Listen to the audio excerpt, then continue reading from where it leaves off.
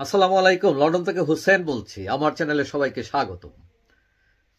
আপনারা জানেন যে কোটা আন্দোলনের 4 জন নেতা সমন্বয়কারী নিখোঁজ হয়েছিলেন বলে তারা জানিয়েছিল এবং তাদের 4 জন ছিলেন আসিফ মাহমুদ, কাদের, রশিদুল ও বাকের।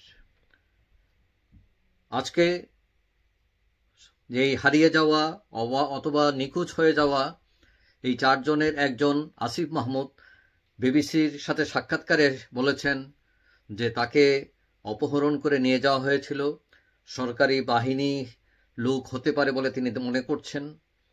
এবং তিনি বলেছেন যে শুক্রবারে তারা তাকে তুলে নিয়ে যায় এবং তাকে এই আন্দোলন স্থগিত করার কথা ঘোষণা করতে বলে, কিন্তু তিনি তা অস্বীকৃতি জানান এবং 4 দিন টানা তাকে ইঞ্জেকশন দিয়ে অচেতন করে রাখা হয়।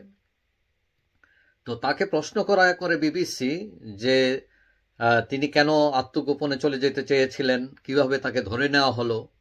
তো তিনি বলছেন যে তিনি আত্মগোপনে গিয়েছিলেন যখন আন্দোলন চূড়ান্ত পর্যায়ে ছিল, তখন তিনি তার নিরাপত্তার স্বার্থে আত্মগোপনে চলে যান এবং শুক্রবারে পরিস্থিতি দেখার জন্য তিনি বের হন।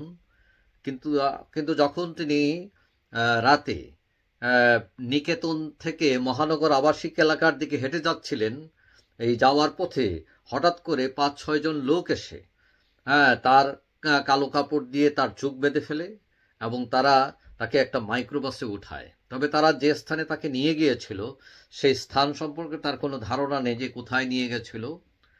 তারা নেওয়ার পর তাকে বলছে যে আন্দোলন স্থগিতের ঘোষণা দেওয়ার জন্য এবং এই ঘোষণা তারা রেকর্ড করবে, কিন্তু তিনি এটা ঘোষণা দিতে অস্বীকৃতি জ্ঞাপন করেন।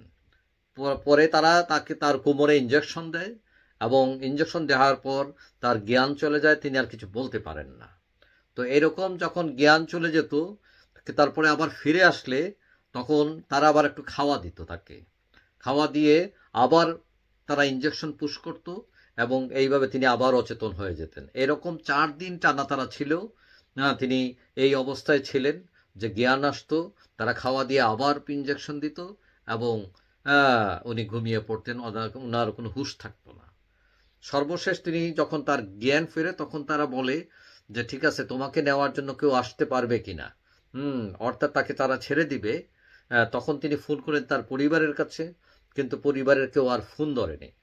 তখন তারা বলে যে ঠিক আছে, তোমাকে যেখান থেকে তুলে দেওয়া হয়েছিল সেখানে আমরা নামিয়ে দিব। এবং তারপর তারা তাকে এনে মহাখালীর কাছে ছেড়ে দেয়। তখন বিবিসির সাথে বিবিসির প্রশ্নের জবাবে তিনি বলেন যে তারা যেখানে তাকে আটক রেখেছিল সেখান থেকে মহাখালী যে জায়গায় তাকে নামিয়ে দিয়েছিল তার দূরত্ব আনুমানিক হাফ এন আওয়ার, আধা ঘন্টার মতো।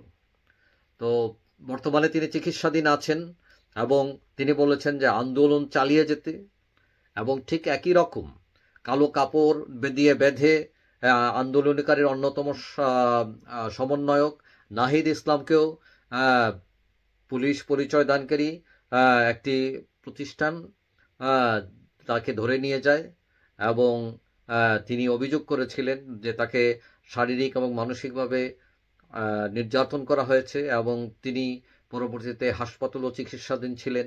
এবং এই ব্যাপারে পুলিশকে সাংবাদিকের পক্ষ থেকে জিজ্ঞেস করা হয়েছিল, কিন্তু পুলিশ বলেছে যে তারা এইসব ব্যাপারে কিছু জানে না। তো আসিফ মাহমুদের এই অভিযোগ কতটা সত্য সেটা প্রমাণ করা সম্ভব হয়নি। তিনি তার বক্তব্য দিয়েছেন এবং আন্দোলন চালিয়ে যেতে বলেছেন। তো এই হচ্ছে যারা আন্দোলনকারী ছিলেন, যারা নেতা ছিলেন, তাদের কেউ কেউ এসে এখন এটা বলছেন, নাহিদ ইসলাম, আসিফ মাহমুদ বললেন আরও যে 2 জন নেতা তাদের নিখোঁজ, তাদের খবর এখনও মিডিয়া জানে না।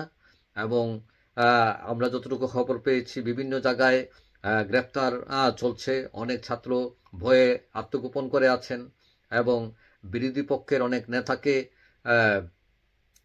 গ্রেফতার করার জন্য বিভিন্ন তল্লাশি চালানো হচ্ছে।